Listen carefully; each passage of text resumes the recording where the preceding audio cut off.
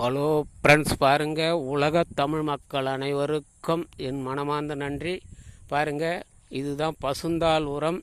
இந்த பசுந்தாள் உரத்தில் எண்ணெய் வித்து, பருப்பு வகை, தானிய வகை, உரப்பயிறு, இப்படி எல்லாம் சொல்லக்கூடிய எல்லாமே 4 ரகம். பருப்பு வகை 1, எண்ணெய் வித்து 2, தானியம் 3, உரப்பயிறு 4. இது எல்லாமே ஒவ்வொன்றும் ஒரு ஏக்கருக்கு 5 கிலோ. இது அப்படி வீதம் 4 4 5 20 கிலோங்க. இது ஒரு 3 மாதத்துக்கு முன்னே ஒரு வீடியோ போட்டிருப்பேன், பசுந்தாள் உரம்னு. அதை பார்த்துருப்பீங்க. இப்போ அதே மாதிரி தாங்க. இப்போ இந்த எல்லாமே விரைச்சி இப்போ மறுபடியும் 3 மாதம் ஆச்சு. இப்போ 3 மாதத்துக்கு அப்புறம் பாருங்கள், காராமணி, உளுந்து, எள்ளு, கொள்ளு, கேழ்வரகு, நெல், நிலக்கடலை,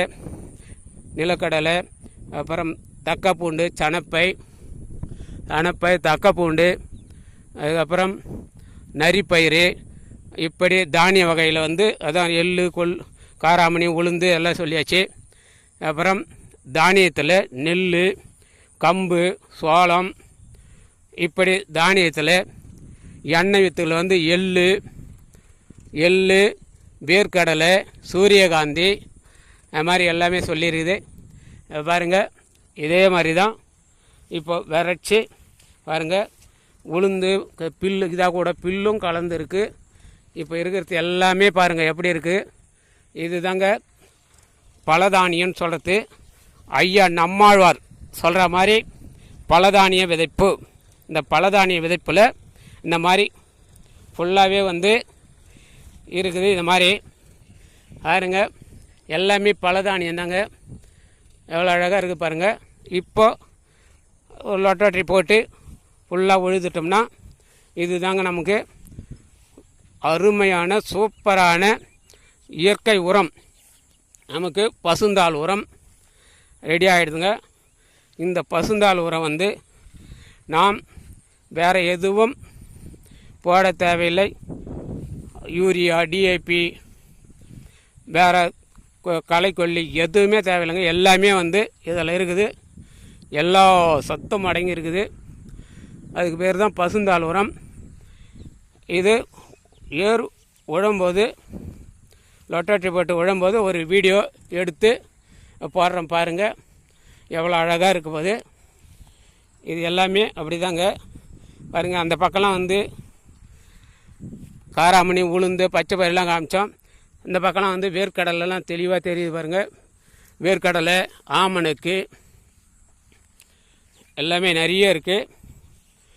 இது எல்லாமே பாருங்க, சணப்பை, சன் ஹெல்ப், நரிப்பயிறு,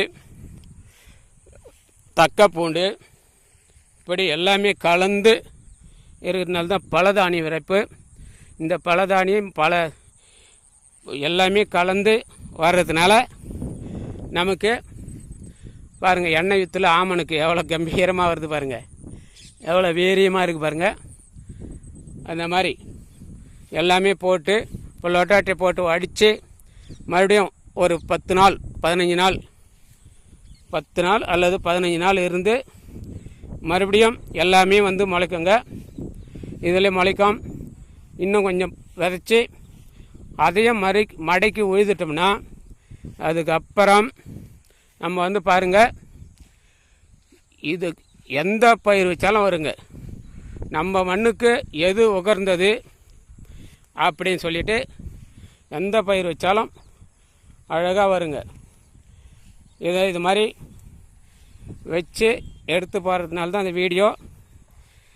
நம்மளாம் யாரும், அதாவது ஏற்கனவே பார்த்தவங்க பார்க்கலனா கூட, பார்க்காதவங்க பழைய இதுக்கு முன் வீடியோவை போய் பாருங்கள். இந்த மாதிரி தான் இருக்குது. இப்படி எல்லாமே பலதானிய விதைப்பு தாங்க. இந்த முறை நான் போன முறை ஃபுல்லாக வாழை மரம் நடவு செய்தேன். அது ஒரு வருடம் 2 வருடத்தில் சொதப்பல் ஆகிடுச்சு.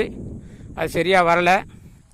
அதனால் இப்போ நீண்ட கால பயிர் சவுக்கு தாங்க பதியம் போட்டிருக்கேன் பாருங்கள். இருக்கிறது எல்லாமே சவுக்கு தான். எல்லாம் சவுக்கு பதியம் போட்டு இப்போ அந்த சவுக்கு தான் எடுத்து நடவு. இது ஃபுல்லாக ஒரு ஏக்கர் பண்ணிட்டோம்னா அது எந்த அளவுக்கு வீரியமாக வருது, எந்த அளவுக்கு பயிர் நல்லா தரட்சியாக கம்பீரமாக இருக்குதுன்ட்டு அது ஒரு வீடியோவாக போடுறோம் பாருங்கள். இவ்வளோதாங்க இந்த வீடியோ. இதுக்கப்புறம் அடுத்து வேறு ஒரு வீடியோவில் சந்திப்போம். வாழ்க வையகம், வாழ்க பிரபஞ்சம், வாழ்க இறையருள். நன்றி.